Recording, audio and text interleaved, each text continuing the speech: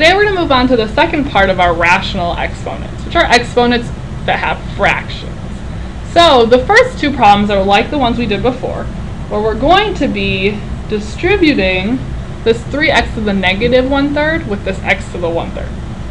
So just like before, we're multiplying these together. When we multiply two of the same base, so we have an x and an x here, what am I going to do with the exponents?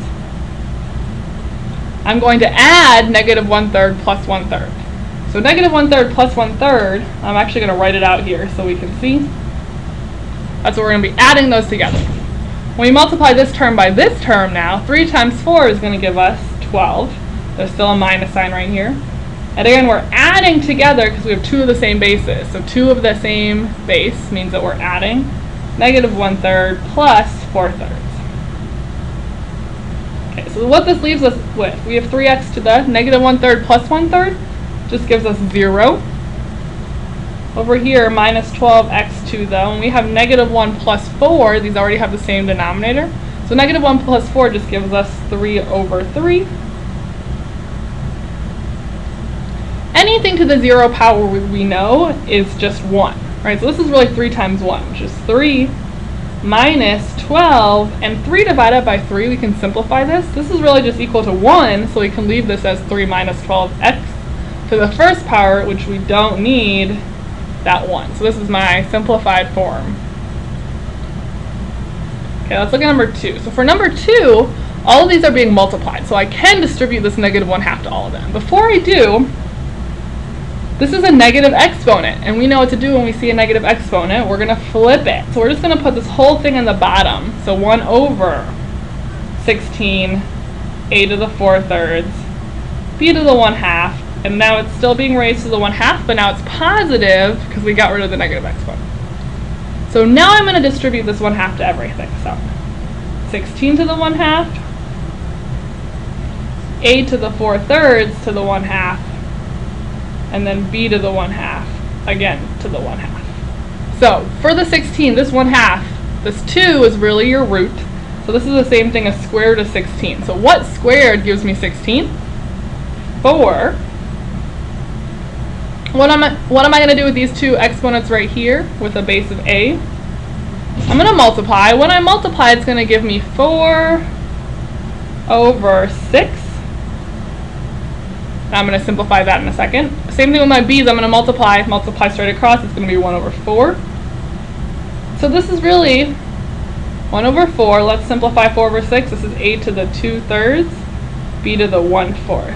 So now I can't simplify it anymore because these are two different bases, and there's no negative exponents. So this is my final answer.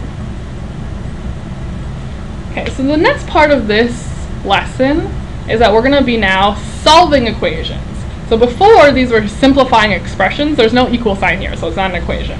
With these problems on the right, all of these are equations because of this equal sign. So in these problems, what we're looking for is x. You're trying to solve for x. So your final answer is going to be x equals something.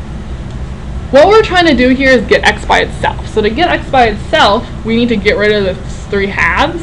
In order to get rid of this 3/2, what we're going to do is raise this to the reciprocal. So instead of 3/2, we're going to raise it to the power of 2/3, and whatever you do to one side, we're going to do to the other side. The point of this is when you multiply across 3 times 2, 2 times 3, it gives you 6 over 6, which is just x. So these cancel each other out, and this just leaves you with x. And now we're trying to do 64 to the 2/3.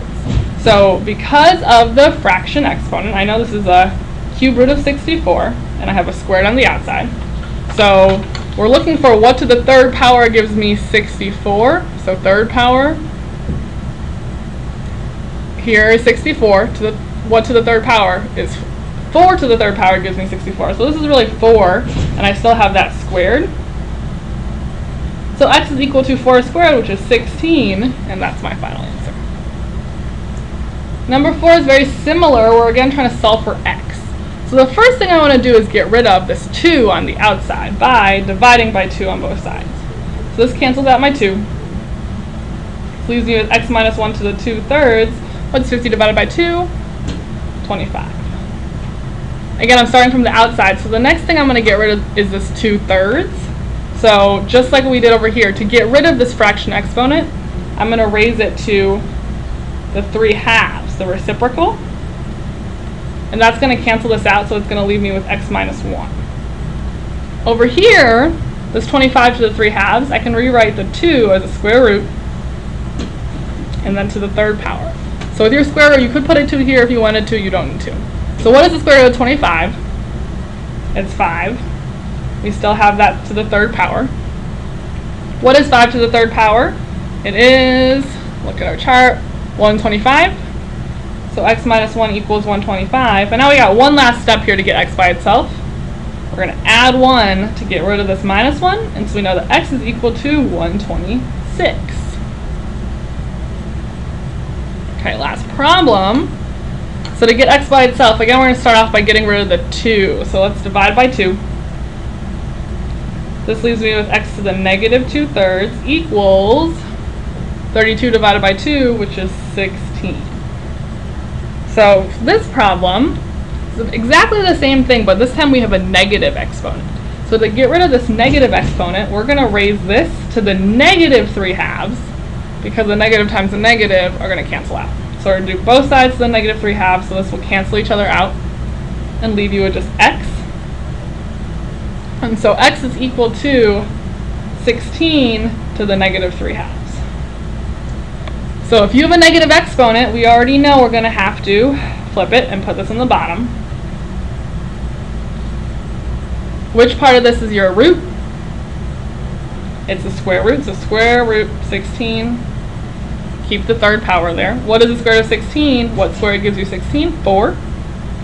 Still have the 3rd power. And 4 to the 3rd power is, again, if you need to, look at your chart, 64. And so my final answer is x is equal to 1/64.